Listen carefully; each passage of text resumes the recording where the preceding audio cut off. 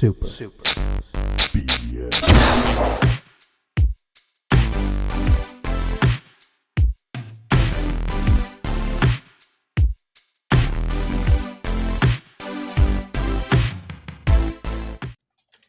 Well, la-di-da, it is I, lovable baby boy Brank, back from the dead and ready to break some bread.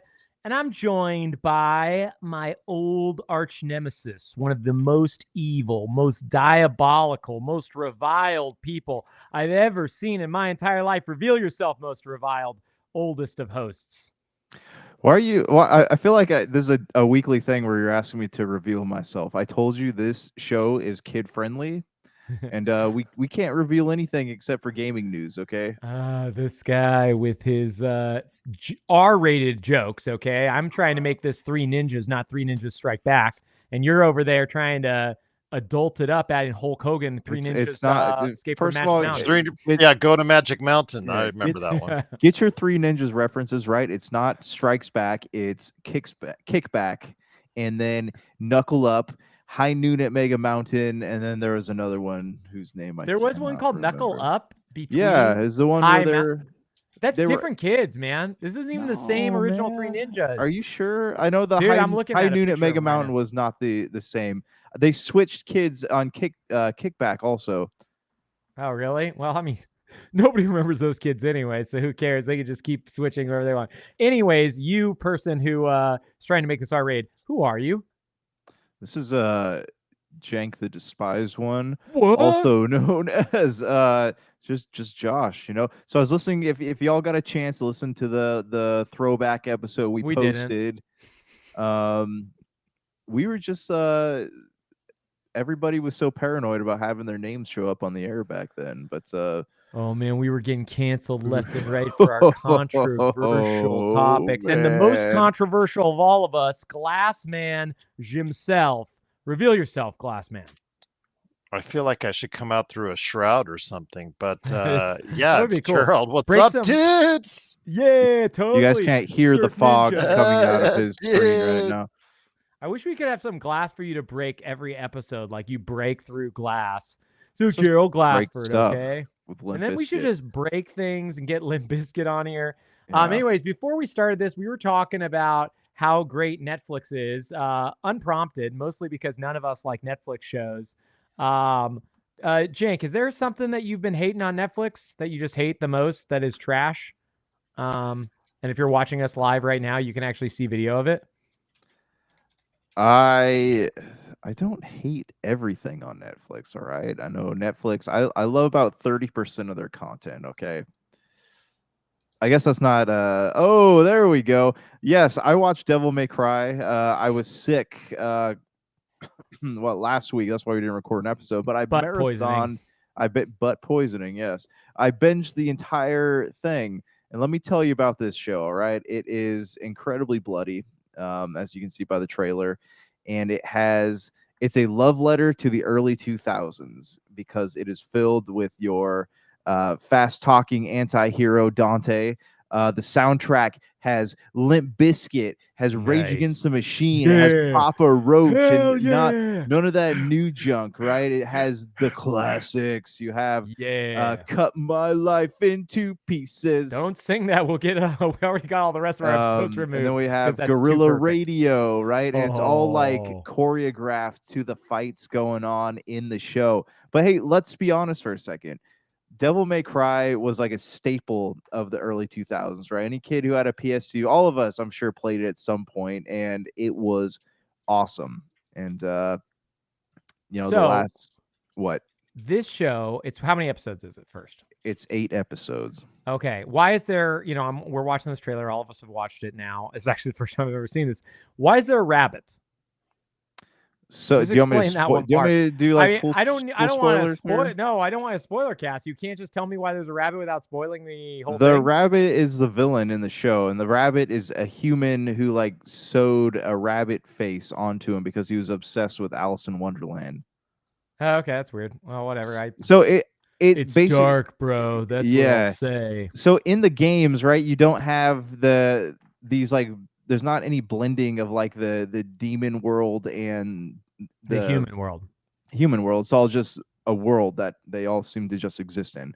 Yep. In the show, it's all about Dante trying to stop this blending of the breaking of the barrier between the human world and the demon world. So yeah, I mean it queued itself. It's Johnny Young Bosch does the voice. It queued itself up for a second season. Where it's gonna go, who Yeah, like I said, knows? they got what approved for a second season, like right on after the They first did, week. yeah, Yeah. and allegedly it's gonna have Virgil and Nero in it. So I don't know. I think that would be cool. So Gerald, before I ask old Janky some more questions, did you watch this? Trash, I should ask. No, I have not watched it yet. Although I know we were having our conversation before we went on the air on it. I am interested in it. There are some really good things, I think, on Netflix, but they do quite a bit of what we did. I think that was a good correlation, how they throw a lot of stuff out there against the wall and sees what sticks. But they do have had, Netflix has had a lot of success in the animation category. Blue Eyed Samurai is a brilliantly animated series. Arcane, as Josh reminded me of the name from League of Legends, that actually won awards also as well. I think both won Emmy Awards, or at least were nominated for Emmy Awards. Yeah, well, they were going hard into that anime territory for a while. They had Knights of Sidonia and Kurukuru, Castlevania. Yeah, but the Cyberpunk anime was really cool. I actually watched. That was one of the very few ones I watched because everybody talked about it. And it was really well made. Yeah. So I mean, definitely not everything on Netflix is terrible, but a lot of it's not. We could say that there's a good chunk that is. But anyways, about Devil May Cry, because you were talking about it like we all play it. I want to get everybody's Devil May Cry history real quick because you talked to me about it's like you need to watch it. I'm like, I've only finished Devil May Cry 3. I played about an hour of 4, maybe 2 hours of 5, if that. I played probably 3 or 4 hours of 1 back in the day and never touched 2. Gerald, where are you at in that series? I've just played the original. I've never really played back 3. to the series. 3 is the best one by far. Like in my mind, there's not even a close second. Maybe 5, I guess. I don't know. And then Janky, where are you at with the series? I've played all of them. I've beaten all of them. Which is your favorite? I will say 5 has been my favorite so far. 3 is cool. 1 is the first time you experience something like that, but also there's a whole gang of games just like that on the PS2, kind of similar play style. But yeah, I think 5 is definitely my favorite, because they took all the storylines that were like interweaving through the rest of the series and put them together in 5. I think that worked out really well. And you love the new goth character. That's why you really love 5. That was your favorite character. V, is that the name, right? Yeah, V. Have you played it to the end? I mean, no, I played only 2 hours. Well, maybe played 3 levels. There's a huge plot spoiler involving V. We won't hear about it. V is actually. I'm just gonna spoil. V is actually. No. What? I thought you were gonna because you said you're not gonna play it. Oh my gosh! All right. What if somebody wants did y'all play the remake by Ninja Theory? DMC. I forgot about that one. I think I played 20 minutes of it. And I shut it off. I do own it. It wasn't terrible. And you loved it so much. We noticed you painted your body red because we're noticing that you're got a little bit of sun. Huh? Let me tell you, yesterday, man. So we did the Happy Hoarder did an outdoor vendor event. Nice. And the wind was so strong that even with the weights on my canopy, it kept on like pushing the canopy. Yeah. So I had to take the canopy down. I literally just roasted in the sun for like 4 hours, dude. I'm like, wow. He doesn't believe in sunscreen, okay, folks? I don't. Well, it's out. It was like 70 degrees outside, so you didn't expect that you end up getting sunburned. But I guess I'm too Irish to even hang out in the sun for longer than 20 minutes. Yeah, well, you shouldn't be. Everybody knows if you're Irish, you cannot be in the sun for more than 20 minutes. Anyways, enough about trash shows like. No, I'm just joking. We'll watch Devil May Cry, and we'll report back. Gerald and I will be the defining answer whether it's good or not. There was another video game show that just launched yesterday, and I did watch the first episode. I'm not going to spoil much, but I'm going to talk about it. Did either of you guys watch The Last of Us Season 2? Not yet. I plan to. Obviously, Season 1, it was a brilliant first season, and we've talked about it. Josh and I did on the Pop Culture Cosmos, where we thought it was one of the best video game adaptations ever. Was that first season? So we'll definitely. I know I'm definitely looking forward to seeing that.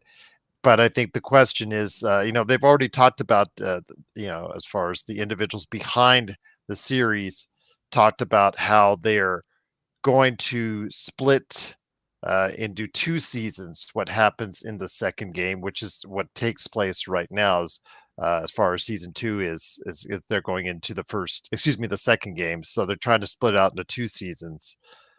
Curious.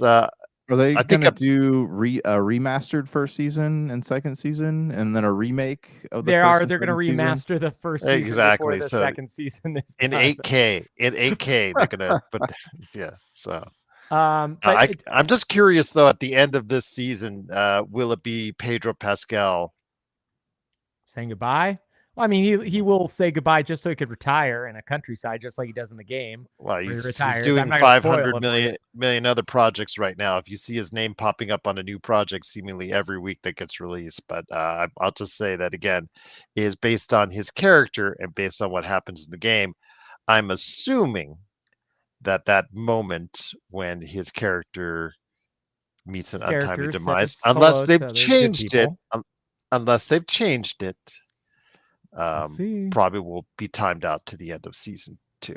Okay, and then quick question before we get this: we all watched season 1, correct? Did either of you play Last of Us Part 2?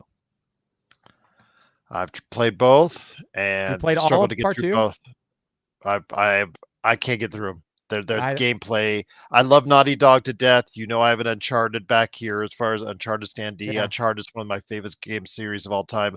Last of Us, love the storytelling. I've actually watched all the cutscenes from both games. I can't get through because the gameplay. Gameplay is absolutely just beyond not what you like. frustrating. Right. I got you. I was just curious. Janky, you play? I know you played 1, right?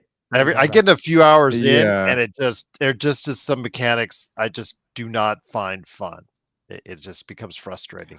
I did play 1. I don't like the sneaking. Like, it's just not like, it's a lot of like having to not make noise and alert people in that game, and I struggle with that. So yes, I did play it, but I played a lot of it begrudgingly and just to be part of the conversation, if that makes sense. Did you ever play 2? I never played 2, no. Okay. Yeah, so I finished 2 and I finished 1. I think after playing it, I think 2 is the much, much better game of the 2 in both like mechanics, game quality, a lot of things, but it is also like 20 plus hours, which is a long thing for a fairly linear narrative single player game, especially compared to 1, which I want to say is like a 12-hour game, maybe 14 hours, So it's probably closer to 30 hours, but I want to say I was like about 20.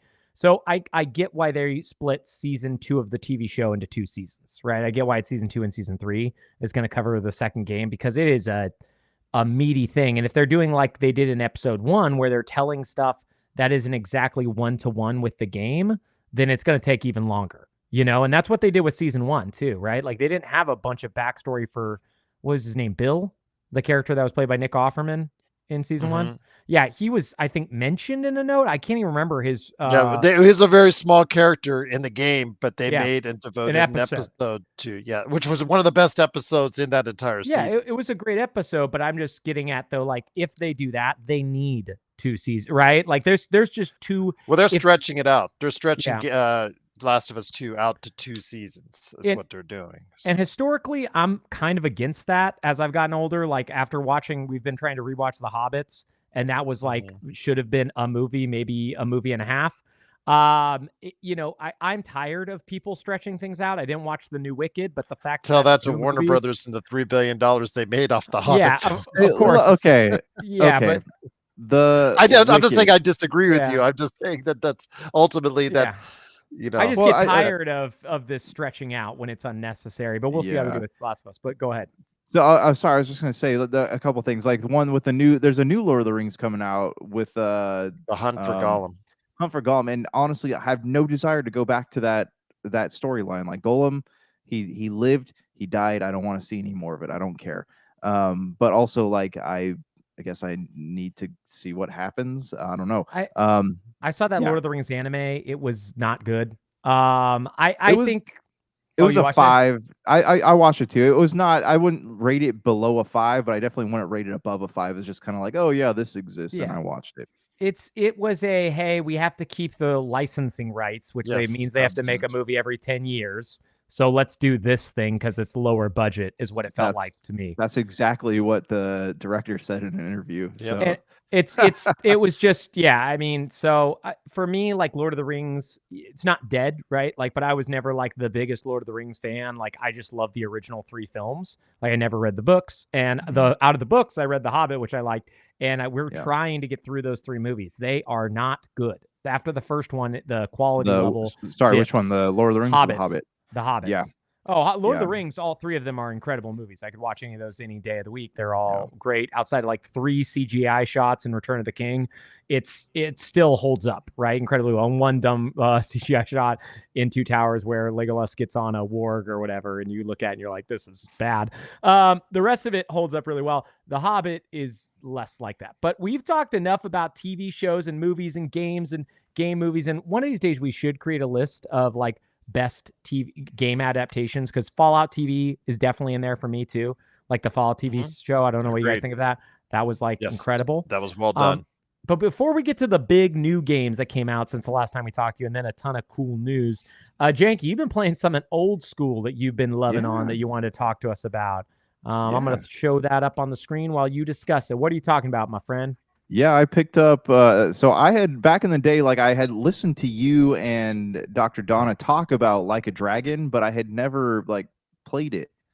And so now I finally I have it on PS5, and I sat down. I was getting tired of Pal World, so I sat down, played Like a Dragon, and it is just as good as you guys said it was. Like it was. This is the most unassuming video game that I think I've ever played, because I did not expect it to be anything like what it is.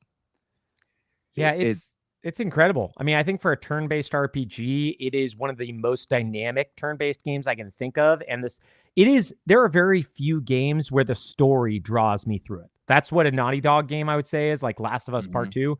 Story drew me through it. This game, that's mainly, not that the gameplay isn't fun. I find the gameplay to be pretty fun too, but you want to get to each story point. Yeah.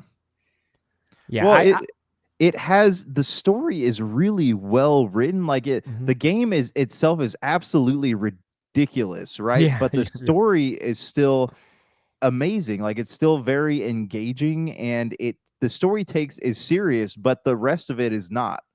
Like I've never played anything like this in my life, and I find myself, it's been so long since I have been like, oh man, I can't wait to see what happens next in this game. Like I'll stay up, later than I should playing this, and then I will think about it all the next day, like, oh man, I can't wait to see like what happens in the rest of this chapter. And the chapters are pretty long. I mean, they're about an hour to 2 hours each. So I'd say it's a 70 to 80 hour game. You could maybe do it in 50 or 60 if you really just mainline the story. But if you engage with any of the incredibly fun mini games, whether it's like the test quiz mini game, have you got to that part yet, where you can go to the place and take all the quizzes and grow your character? No. So I unlocked the mini game where you can race around on the bicycle and collect cans. Okay, you're still pretty early on then. Yeah, and I did the Sega arcade. Like I played all the way through Virtua Fighter, which was really cool. Yeah, the fact they have that many games, old Sega classics, that's one cool thing that Sega does that Nintendo only did in the original Animal Crossing on GameCube, where they let you buy the NES games and play them at your house. But like so many of these other companies don't want to like give you their old games inside of their new games. And it's such a fun treat when you see that and you're like, oh, I actually can play all of Sega Bass Pro Fishing from the Dreamcast, which was also an arcade title. Did you guys ever play that game back in the day? Yeah, I remember it. That game was super fun.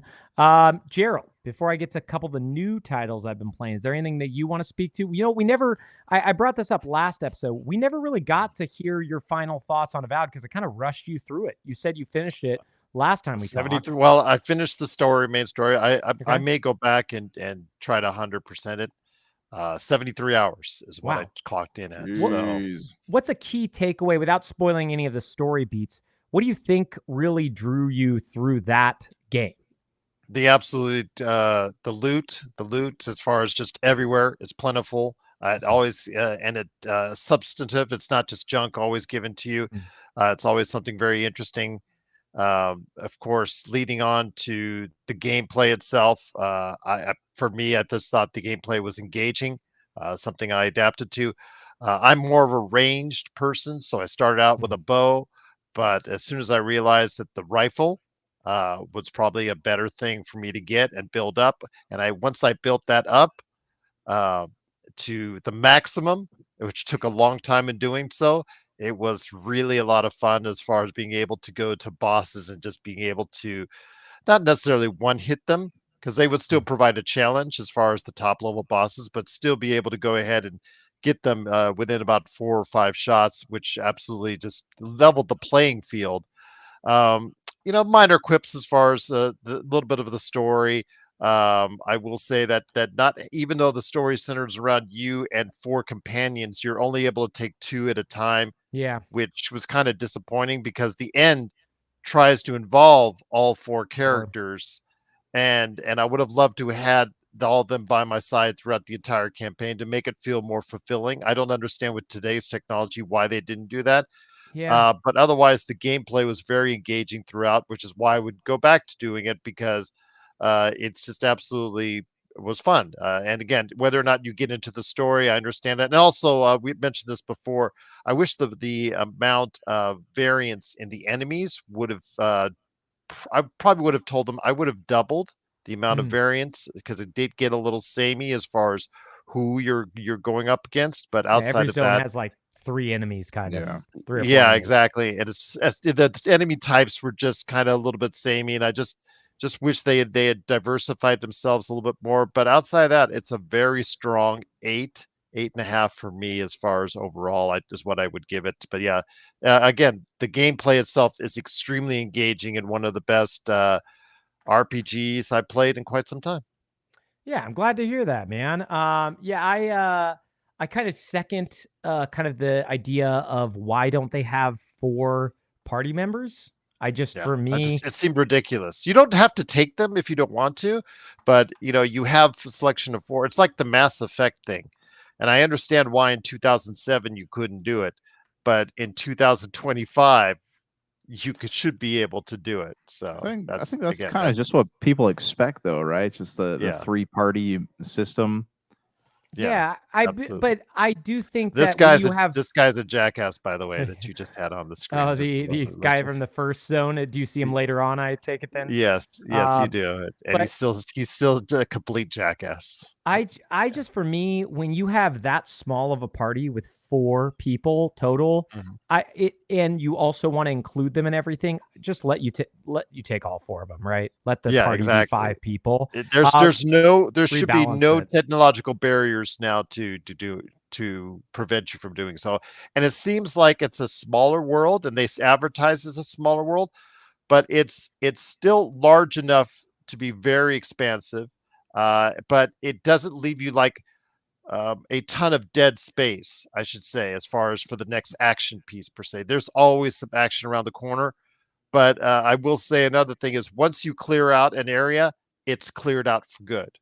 And Mm, so it's good and bad in one way. So the bad is obviously you won't be able to meet new enemies in that area you've already covered, but it will at least tell you, once you get way deep into the game, which areas you've already been through and been by in case you lose track. So it's How do you level? I mean, I've played I've played the first 4 hours of this game, but like if you Mhm. can't go, so you can't go back and level up by fighting the same enemies again. Is that later on in the game? Is that what's going on? Well, you have an abundance of enemies that are always in front of you that you're always going on, but once you clear out a space in an area, they're Yeah. not gonna regenerate. There's no, Mm, enemies that are gonna regenerate. But trust me, there are plenty as long as you keep trying to go ahead and to find areas, not you don't even have to stay in the storyline. If you just go find and just find random areas or go to random cities or whatnot, you can find plenty of trouble, and I would be completing missions even before they were issued to me, mm, to yeah. give you an example of that. So I would just be going off and doing random things, be killing mid-level bosses and whatnot, and I didn't even know that they were not connected to the storyline, and they usually sometimes they weren't. but I would be going and later on meeting someone that says, "Oh yeah, I was looking for someone to go ahead and kill this guy. Oh, I already killed him for you. Hey, all right, yeah, here's some money. There you go. All right, sweet, sweet." But the looting is obviously enjoyable. For any advice Platforming out is a there, lot of fun too. yeah, Sorry to interrupt platforming. Yeah, wasn't into it first, but I grew to really like it. I'll note that to you, Brank. I compliment you on that because you connected with it right away. It took me a little bit, but I did end up liking it. But I will say 3 things you'll need: potions at first, lots of grenades. Get yourself lots and lots and lots of grenades over the course of time. And number 3, build up one weapon. Build up one weapon or your spells, and then you'll be able to max out. Once you max that out or really high level it, you're really going to be enjoying the game thoroughly. Yeah, it really is a game that expects you to do a lot of the side content. It's not a game to mainline, in my experience, at least. Like, if you mainline, I think it's going to be a challenging game the entire I way just through. I just got interested. I would be Yeah. following the main story, Brank, but I just got diverted. There were things that I said, "Oh, I'd like to go ahead and check this out," or "Oh, there might be some good stuff here." Once you start the looting becomes very attractive because you think, "Oh, there's an area over there. I bet you there's a ton of treasure chests over there that I would even go ahead and take a look at." So yeah, it's very appealing in that sense. Yeah, they did a great job with the it's not my favorite. I prefer open world to open zone, but they did a really good job with the open zone experiment, right? Where they have the little different areas. Before I get to my 2 biggies, which some of you guys might have things to add, Gerald, you got anything else new that you've been playing?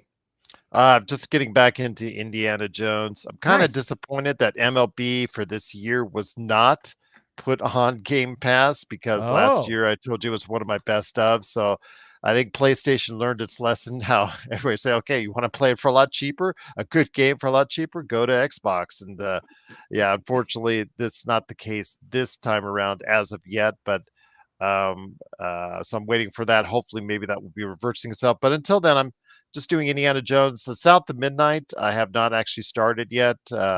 I know that just came out. I know we're going to go ahead and discuss that a little bit. Some favorable reviews for that game, but yeah, just trying to get back into Indiana Jones. All right, nice. Yeah, I love Indy. I mean, that was such a fun game. I thought about 100%ing it, but the things I would have to do to 100% it just would leave a bad taste in my mouth because there's some And now that's on backtracking. PlayStation 5. Yeah, I could Yeah. go do that. I could buy it again. I guess not buy it because I just played on Game Pass. Before I get to the 2 biggies that came out this week, and I played a little bit of each of them, I want to mention that everybody here on Earth, not just in this podcast, but on Earth, should play Chrono Trigger. I've been playing it on my Steam Deck. It is still incredible. One of the greatest games ever. And if you want to play it currently, the easiest way is either Steam or iOS or Android. And then I've still been dipping my toes into Assassin's Creed Shadows. It's been a really fun game to turn my mind off and go do a big castle and go, assassinate enemies and then keep moving on. Overall, I think it's not a good game, but I've had fun kind of just doing its loop over and over and over again. I'm curious what you guys think of it whenever you get to it, but I feel like the Assassin's Creed series in my mind is done. I don't know if I'll be purchasing anymore after this one, because even though I think it's probably the best one since Odyssey, I just there's nothing interesting about it, right? Outside of just going around assassinating people. What is so I haven't even played it yet. I mean, what is the modern scenario in the game? I haven't run into a modern scenario at all yet. But for me, Like, that you was just never like a draw. I never actually liked the Animus stuff. So I had like moments in 1 and 2 where I thought it was cool, but even the first time it happened, I was pissed. Like I was actually angry the first time it happened in Assassin's Creed 1. I was like, "What is going on?" And I thought it was like, well, that was not revealed at no, all they in didn't. anything. Yeah, it Yeah, was so a you get surprise. there. And Yeah, and I remember that too because I stopped playing the game for several weeks because like, oh, this is so stupid. It's not what they told me it was. And then eventually I went back to it and I had an okay time. yeah, it's funny because there's no modern thing, which should make me like it more. And they made it way more contemplative, which I think if I was like 20, this might be my favorite Assassin's Creed ever, because it's just like it's made to explore and see. And they made it like Japan, so there's a lot of just open area with trees, which is a hill, and you can't go over it. But really what has killed it as like being a good game in my mind is the story being incredibly weak and boring outside of like a couple cool cutscenes early on. And then Yasuke, honestly, just the whole way they implemented his character. And that's the police coming to get me because I know I'm not allowed to say anything about Yasuke. So no, but honestly, the way they made that character where you can't do stealth assassinations, you can't climb buildings, you can't do all this stuff. You can't hot swap between the characters. So you have to decide before you go to a castle whether you want to go full combat or full assassination. And with Now, at least I can kind of fight a couple guys if it's combat once you get good. But like Yasuke, you don't get any other choice. And for me, that's just such a bad design decision for an Assassin's Creed game. Right? It's like, no. You can't use the girl to do just regular fighting. Everything with her has to be like shadow based. No. You can fight. She's just incredibly weak. So say you get into a fight with one of the bigger enemies in the game and you don't assassinate them, you're going to be fighting for like 5 or 6 minutes. And if they hit you 2 times, you die. So you're just supposed to only do assassinations with her, right? They really punish you if you get into like open combat with her. However, Yasuke can't assassinate anyone, or if he does, he gets, I think, 1 assassination early on, and then it alerts everyone nearby. So you cannot do an assassination run, and you can't climb things. So you couldn't even like climb over like a building to get like, there's very limited climbing. So again, it's frustrating. It's frustrating enough because, you know, they both have different weapon sets. So it's like, if I actually want to see all 6 of the weapons in the game, I have to play as both. But I also don't want to play as Yasuke because I can't even do you can't do any of the viewpoints. No viewpoints in the game if you play as Yasuke. That's crazy. Like, there's an achievement for dropping into a bale of hay or whatever, a pile of hay as Yasuke, because you don't do it. Your character falls into one. So it's like, it's just crazy they made a character that they were like, hey, we're making this character this way. You have to play him this way. And guess what? The other character is going to be weaker because we want to make this duo dynamic. It blows my mind because I think it truly could have been with a better story and a better implementation. Even if it was hot swapping that let me switch between them like a tag team system, I think I would have actually loved it more. So the biggies from this week, and I played both of them. The first one is a little game I like to call Blueprints. Now, for those of you who are watching this screen, you might know Blueprints, and it's not blueprints like plans that you draw on. It's a Blueprints is the title, like a king's son. It is a roguelike first-person puzzle game where you use there's doors and you use like drafting mechanics where you have 3 different, essentially like cards that pop up that let you choose different rooms, right? And each of these rooms will have different perks involved. And the idea is you have to use those doors to get from one side of the house to the other. Now, the problem is you need to get keys to unlock certain doors and all this stuff. And then the part that I haven't experienced yet is supposedly there are a lot of overarching puzzles that you will experience, see. You're supposed to be looking for a 46 room in a 45 room mansion. Yeah, and they tell you where it is. It's not like a hidden thing. It's at the other side. You have to get there, right? You have to go through the antechamber. But like getting there is really hard because so far I've done about 5 runs. It takes about, I don't know, I'd say 10 or 15 minutes per run because you're normally walking around each room pretty slowly looking at things. And on top of like that, there's also this step mechanic where every time you enter a room, you use a step out of, I think you have 46 steps or 47 steps to start with. So if you keep backtracking, you're just killing your steps. But you can also get rooms like bedrooms that give you 10 extra steps, but they won't have any exits out, right?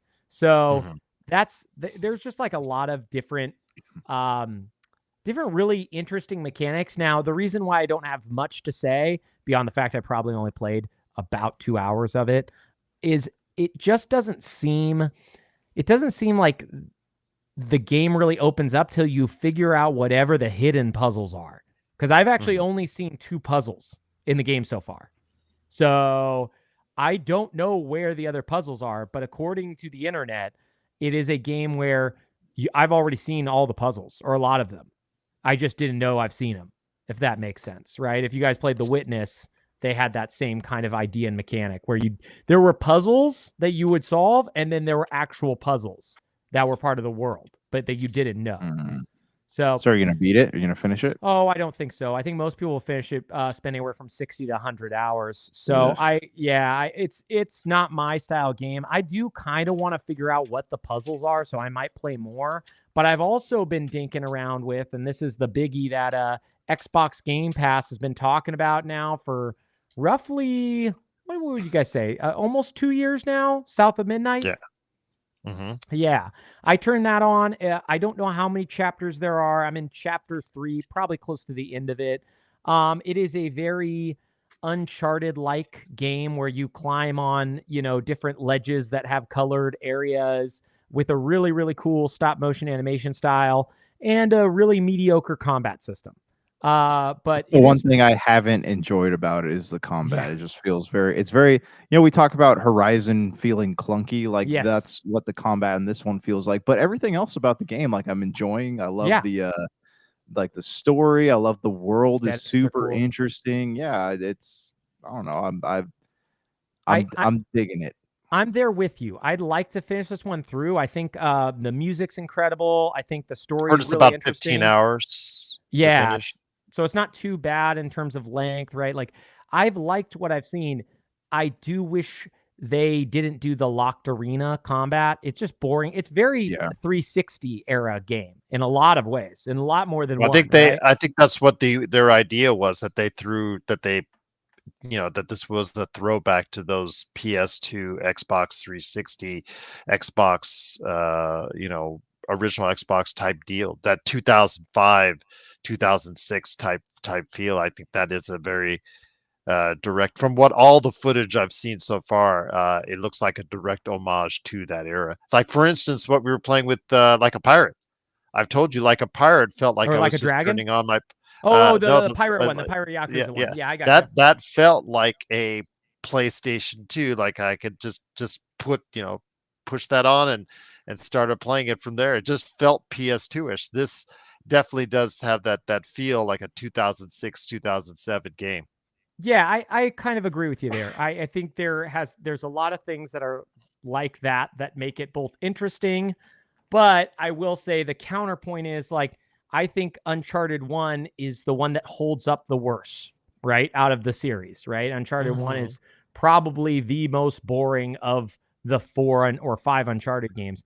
Well, I love them all, but I would agree with you. Uncharted 1 is the one that doesn't hold up the best. Yeah, so and this feels like an Uncharted 1, in my opinion, right? Like gameplay wise. Like, that being said, like there's so many other for Uncharted 4, where Josh and I are still circling the island as we speak, because it kept on taking in the boat. I've never actually finished Uncharted 4. It was way too long. I know Naughty Dog, because you're still going around the island. It's the longest boat ride ever.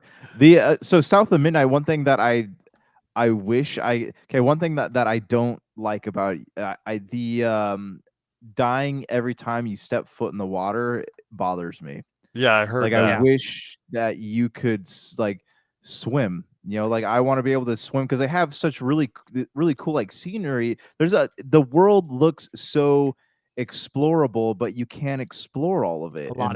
Something. Yeah, and that's something that it feels like a really big missed opportunity. I feel like they just didn't want to spend the resources to make swimming animations, if I'm being honest with you. I really, truly feel like that was it, because otherwise I think they would have had it and then thrown in like some piranhas or something if there was areas they didn't want you to go in, right? Or like the alligator or whatever, right? But I do feel like this is a game where there was a lot of economic decisions made, which is something we don't see very often, but I think we're going to start seeing a lot more of. And with that, we don't have a ton of time to talk about the news. Let's hit some of the big topics, though, real quick. Up on the screen, I'm going to show you guys the big announcement from this weekend. One of our old favorite companies that we used to watch all of their games, old Bungie, announced Marathon. And it's coming out to PS5, Xbox, and PC. I watched some of the trailers, watched some of the gameplay. It looks cool. I don't think I'm going to play it. Did you guys watch any of this stuff? And are you guys interested in it? Yeah, no, I watched not. quite a bit of it as far as the the stuff that they put out on Saturday because I let you guys know on that one. I'm interested. I mean, as someone who played the Destiny beta for a full month, I was just actually going through my old logs as far as streams, and I had quite a few from the era. But as Josh and I told you, we've got some thoughts on it. But I'll let Josh go first on it. So. So I mean, I'm interested in it, interested enough, but like, okay, Bungie is a company that they've kind of become like a one-trick pony. Like they created Halo, and Halo has this beautiful story to tell, but they don't really tell stories that much anymore. And that's kind of what I loved about their game. So I don't have any desire to just play a multiplayer game. Like I know this has some sort of single player element to it, but this looks like it's trying to be an Overwatch clone. Yeah, it's supposed to actually be more like Escape from Tarkov, which was like, I guess, like an indie, I forgot what they're called, but like a game where you, they have like a name for it, like not escape thriller, but like Escape from Tarkov or yeah, something Escape like from Tarkov, like, but it has like a name. They have like a game definition nowadays of it, but what do they call this? Well, I can tell you, as someone, extraction shooters. Sorry, it's extraction an shooters. extraction Yeah, shooter. yeah. Yes, it's a team base. I think you're with 3 people, and then you can play against up to 18 people. More on it. This is not the marathon I remember playing a long time ago. I'll just leave it at that. It's not story based. I know they tried to say that there's some kind of story, but it's not really, and it won't be relied upon. And it's Josh and I discussed briefly on the Pop Culture Cosmos about it. We said we'd save the most of it for here. Got to read the fine print at the bottom of the screen during the course of that there's a possibly, or let's just put it out there, there's going to be a monthly subscription fee, I think is what was said. Yeah, if you take a look at the fine print on it, that they said there may be a monthly subscription fee when you look at it. This will not be a free-to-play game. It's definitely whether or going to not be they, a full price title, they said, but or it's going to be a there is, if you look at it, it says in the fine print during the course that they show in one of the trailers, it says there may be a monthly subscription fee added as well. I don't think they'll do that, Gerald. That would literally be suicide. I certainly hope That's not. what they do, though. I mean, look at Bungie was like that too, wasn't it? There was they've had one success with Helldivers. Yeah, but and they've had one failure with Concord, which I'm still waiting for the value to go up on. But that's not beside the point. We haven't seen a game come out with a monthly subscription since the old MMORPGs, right? Like no games have really tried it, because the last one I can think of was a Sony game from years ago called Planet Side, if you remember. The original one I want to say was like a monthly subscription. I could be wrong, but I just remember like what the game was, and I think it was monthly sub. But yeah, I do think Marathon will probably be out for about $40-$50. They're pricing at 40 right now. A lot of people are predicting. That's what they're predicting. I don't think we're gonna have time to talk about the Switch 2 news today, because it is so much and so big. But before we wrap up, we should discuss, because price is just becoming something, the PS5. We'll discuss that, because that is still new and it kind of sticks around with Marathon. If you guys notice, they're raising the price of the PS5 in a lot of regions, not the US, not Japan, but in like Australia, New Zealand, EU. Subscription Japan was like $800 to $900, wasn't it? Last I checked. I don't know.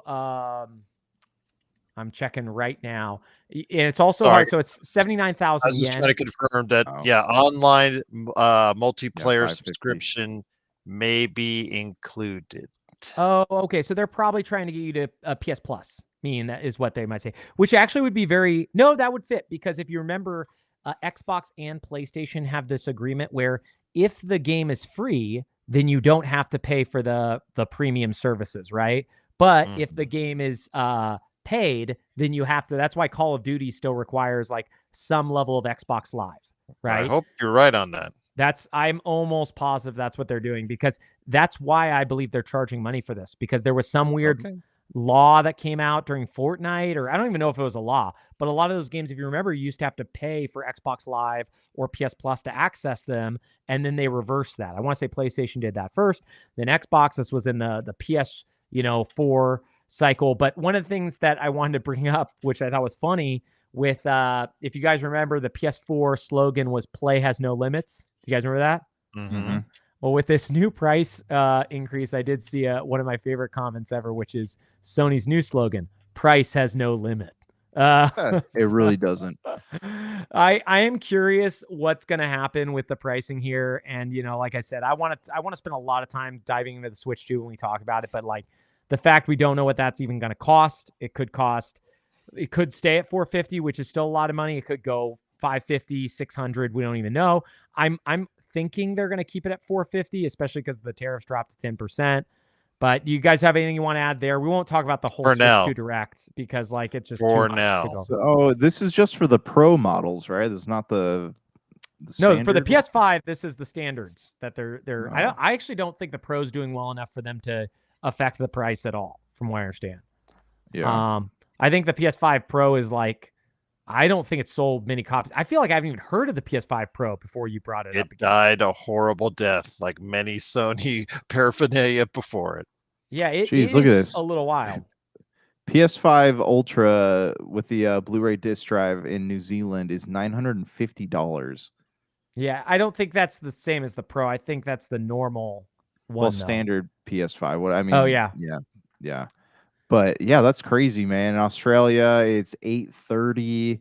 And I did look into those countries. A lot of them do have a higher average wage than here, but not that much higher, right? So like a lot of the people there earn between $6,000 and $7,000 of their dollars per month. That doesn't mean everybody does, mind you, but a lot of their people do. But that's still a lot of money, right? To like ask them to pay $900 for a console. And then as you know, we won't get into the full Switch 2 Direct with the games and everything. But as Nintendo's pushing the price to potentially $80, $90 for their games, I think we're going to start seeing more games. Wasn't there another game that was announced recently over the weekend that is now $80 as well? And it was like very surprising that it was like a non-Nintendo title. Does this ring a bell for either of you guys? I don't know, I'm trying to It find could be it. Marathon, for all we know. No, it's a that'd be super funny. I am almost positive that is another game that I read about that was like they were just people have been waiting for someone to kick the wheels off, right? So I think we're going to be seeing games going up, tariffs or not or whatever, right? Everything's more expensive. Things are going up. They needed an excuse to Yeah. raise. They've been looking for an excuse to raise game prices for a really long time, and they found it. Congratulations!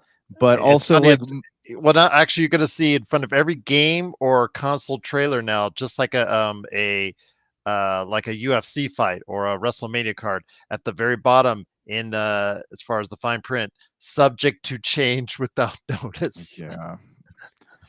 So I mean, we're gonna get Black Friday deals. Will just be standard pricing. It is. I mean, to be fair, like I was looking at, like I watched Cheap Ass Gamer a lot to see new games and stuff, and one of the games, Stellar Blade, it was like on sale for $45 or $40, and I was like, man, it's funny to think that that's the sale price for things now, right? Like, I remember when the MSRP for most games was $50, right? Because that was the whole PS2 era. Like, obviously, I remember when I was a kid, before I had the money to buy things, games did not have standard MSRP. I want to say the Nintendo 64 was roughly $60 for most games, but they also had variable pricing. But the PS2 really solidified the $50 game.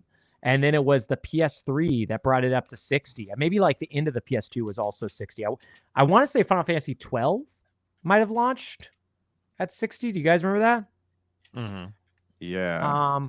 I'm just saying though, yeah. And PS3 now launched. Well, the PS3 was 600 as far as the base. I got the 60 gig, which was closer to 7. So at the time I bought it first day. So yeah. So there's an article by IGN actually back in January when they're talking about how some people within Rockstar, who they make Grand Theft Auto, want the game priced at $100. Like they're hoping to get that. It's going to be priced at a minimum of $70. Yeah, we'll see. I mean, it could be $100, right? If Mario Kart World is worth $80, right? And to be fair, I've put in probably 30 or 40 hours on Mario Kart 8 Deluxe. It's probably a game that is worth that price, right? If you can look at it as like a, hey, I'm getting this much more value out of it than other games. But yeah, I mean, Grand Theft Auto is probably going to be worth more time It's than gonna be Mario Kart 100. World. You really think it's It's going to be gonna be 100? 100. I don't It's know, gonna be man. 100. Standard Man, edition, $100.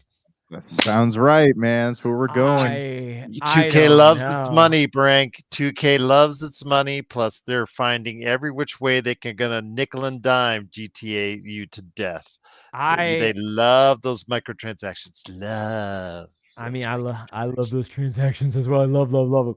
But I will say, like, there was a lot of positives about the Switch 2 Direct. We'll go into it in depth in another episode because I really do want to talk about a lot of the games announced. But the pricing stuff from the PlayStation, from Switch, from Marathon, it's coming at a hard time. Sadly, there are not a lot of people doing well in most of the world, It's and I tone don't. deaf. Yeah, Very tone deaf. it definitely is. It's I'm curious what the world's going to look like. Like Jank, I know you've got a family and a lot of people in your life. Are you going to feel priced out of gaming at a certain point? Like, because I'm starting to feel it right now. Like $60 seemed was a push for me, but now like $70 is just that $10 difference makes it feel like I'm taking food off of our table, Yeah. Are you going to get the Switch 2 at launch or no? Even at say it's a 450, say it doesn't go up. I would like to, but it's that's a lot of money. Yeah. No, it's that's fair. The only way I will get one at launch is if I'm able to resell it. Oh, Simple as really? that. You're only Yes. scalping. And then see the buyer is Humanican Media. Oh wow. All right. Yeah, knowing Jank, he's gonna pay pay those scalping $900 prices because I got FOMO. I love it. Did that, I was just like, Josh, what are you doing, Yeah, man? I feel like it's funny because you talk about getting priced out of stuff, but you also spend the most money out of anyone I know on the consoles. I know, and I regret it, man. I regret it because I It's all know right. I should have waited, because 3 months later they became, more readily available. But still, I got really bad FOMO when those consoles came out. I think the funniest one for me, and I feel bad making fun of you on this podcast about it, was you getting the PS5 for Final Fantasy VII Remake Integrate. Did you ever play it? Because we talked about it on the show, and it took you. I did right before Rebirth came out. But I'm just saying, it took you forever to play it, right? Like I know. Didn't you get I think you got the PS5 for that game. I think I remember talking to you and being like, I really want to play did, this. And And it sat in our wrapper for 6 months. Dude, yeah, it's just so funny. But man, I also don't think the Switch 2 is going to scalp as high as the Switch 1 or the Series X or the PS5. I sell stuff on eBay at times still on occasion. And 2 years ago, things sold so quickly. And now things just don't. People just are, they're not throwing their money away like they used to. And some people still are. But I think the people who are gaming as a hobby, I don't think they just have this infinite cash like they used to. So yeah, dudes, that's a dire way to end this podcast, but we got so much more to talk about. I'm sure next week, hopefully you boys will have watched both of the Last of Us season 2 episodes so we can be caught up. And I don't think Expedition 33 will be out by the time we record, but that's coming out soon. That's been a darling so far as advanced look from critics. I know they're really high on that. Again, I will go back and tell people, and Josh and I have been on soapbox talking about this on the Cosmos about how good a value Game Pass is.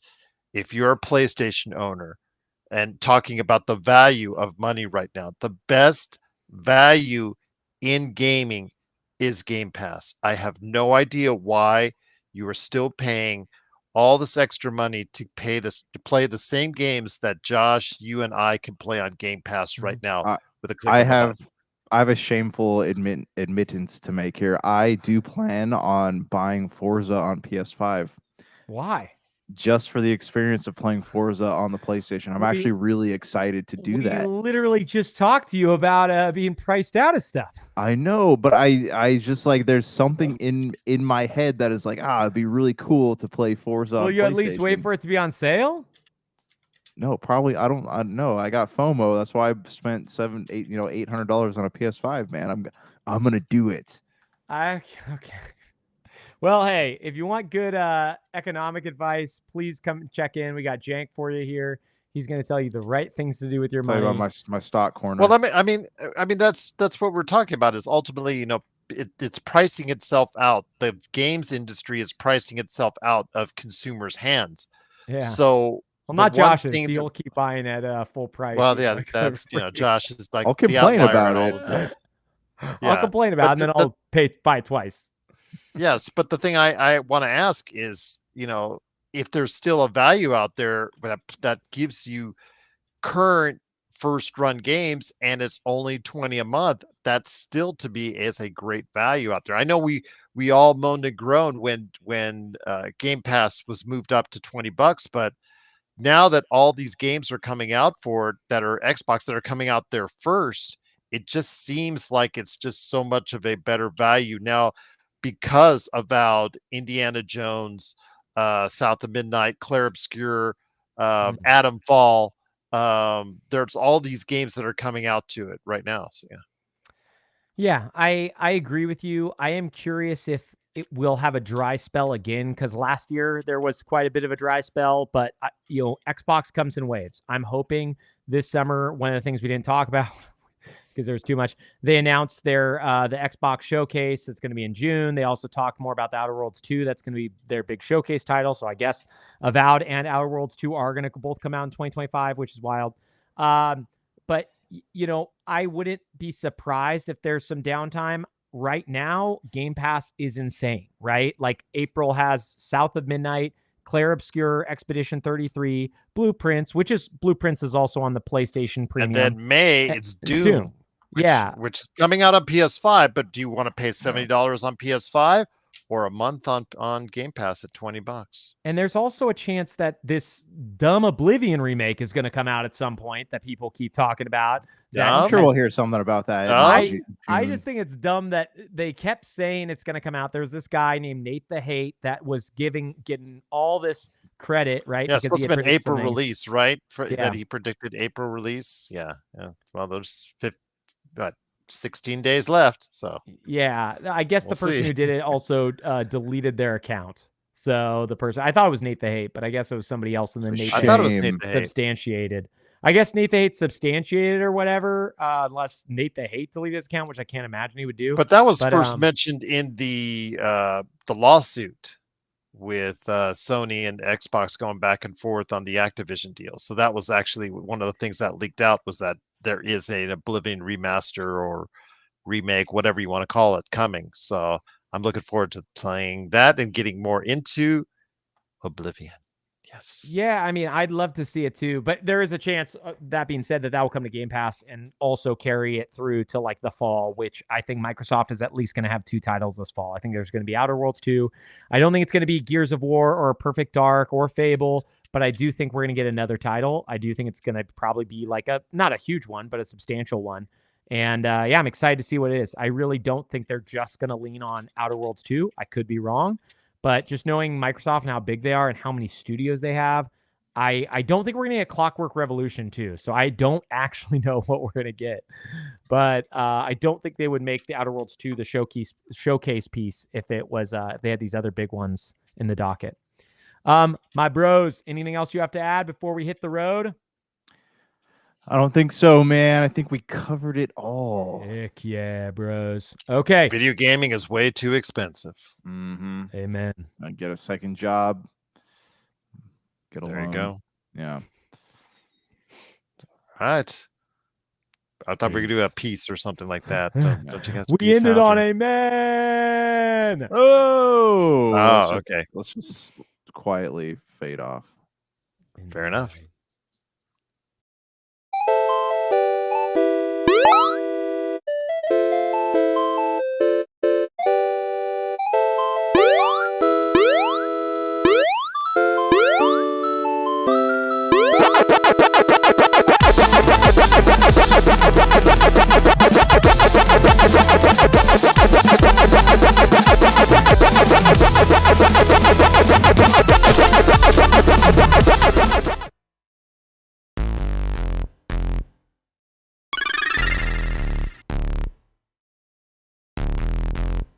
Super.